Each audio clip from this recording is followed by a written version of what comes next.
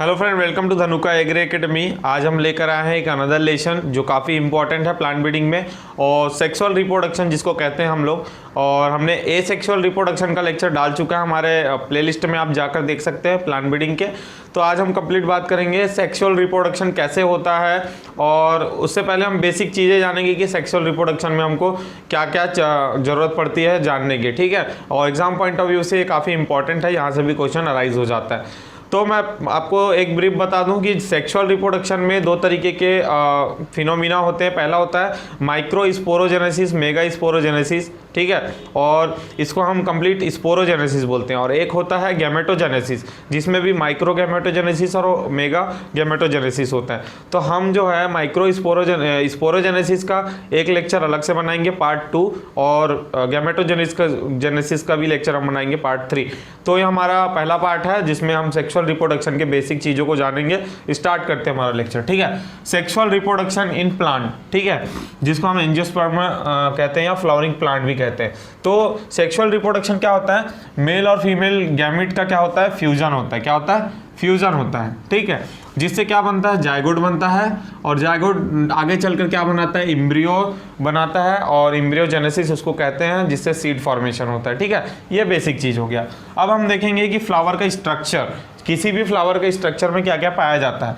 तो flower structure यहाँ पर देख सकते हैं आप। एक फ्लावर स्ट्रक्चर मैंने बड़ा सा बनाया, जिसमें ये जो पार्ट दिख रहा है आपको, ये आपका कोरोला कहलाता है। क्या कहलाता है? कोरोला। और बीच में होता है आपका स्टिग्मा। यहाँ पर मैंने लिखा हूँ स्टिग्मा। स्टिग्मा जो है इसमें ओवरी होता है, और ये जो है एक पॉलन ट्यूब के जरिए क्या रहते हैं, यहाँ पर लिखा हूँ पॉलन ट्यूब के जरिए अटैच होते हैं, ठीक है। और यहाँ पर होता है आपके, यहाँ पर एंथर होते हैं। अलग अलग प्लांट में, फ्लावर में अलग अलग एंथर पाए जाते हैं, किसी में 4, किसी में 3, किसी में 7, ठीक है। तो इस एंथर के जो इस वाले भाग है, इसको हम कहते हैं फिलामेंट्स। और एंथर और पॉलन, ये एंथर और पॉलन और स्टेमेन दोनों को मिला करके हम फिलामेंट कहते हैं, ठीक है। इसको हम कहते हैं स्टाइल। ये आपका जो पार्ट गया उसको हम स्टाइल कह देते हैं, ठीक है। देन ये ओवरी हो गया, आप जान चुके हैं। और ये जो हरा वाला भाग दिख रहा है, ग्रीनिश भाग, इसको हम कहते हैं सेपल, ओके। और ये जो आपका इससे अटैच होता है ओवरी, इसको हम कहते हैं रेसिपेटिकल, ठीक है। देन ये आपके पूरे स्टिग्मा से लेकर के ओवरी वाले भाग को हम कह देते हैं कार्पल। तो ये है सिंपल आपका स्ट्रक्चर फ्लावर का। तो फ्लावर का स्ट्रक्चर इसलिए जानना जरूरी क्योंकि जो पॉलन जो है स्टिग्मा पर आकर के इस तरीके से ज्वाइन होता है, फर्टिलाइजेशन होता है, इसलिए यहाँ का जो प्रोसेस होता है ये फर्टिलाइजेशन और पॉलिनेशन का प्रोसेस कहलाता है। तो ये वाला पार्ट जो है इंपॉर्टेंट होता है, और फ्लावर का स्ट्रक्चर आप जान चुके हैं। अब हम देखते हैं पॉलन का स्ट्रक्चर। एक पॉलन के स्ट्रक्चर में क्या क्या पाया जाता है। ये पॉलन का स्ट्रक्चर है, जिसको हम माइक्रोस्कोपिक स्टडी करने के बाद हमको देखने को मिलता है। इसमें जो आउटर लेयर है उसको हम एक्साइन कहते हैं, जो इंटर लेयर है, इनर लेयर, उसको हम इंटाइन कहते हैं। और ये जो एक पोर यहाँ पर एक पाया जाता है आपका राउंड सर्कल मैंने किया हूँ, इसको बोलते हैं जनरेटिव सेल, ठीक है। जनरेटिव सेल ही क्या होता है? फर्टिलाइजेशन में भाग लेता है, ठीक है। उसके बाद है ट्यूब सेल, जिसको हम सेकेंडरी न्यूक्लियस भी कहते हैं, क्योंकि और ये जो है बाई न्यूक्लियट स्टेज में रहता है, ठीक है। इसमें 2 न्यूक्लियस पाया जाता है, इसलिए इसको बाई न्यूक्लियट स्टेज कहते हैं। देन आपका ये जो आपके ग्रीन मैंने पॉइंट किया हुआ, इसको साइटोप्लाज्मा कहते हैं। और ये जितने भी आपके खाली जगह है, इसको वैक्यूल्स कहते हैं।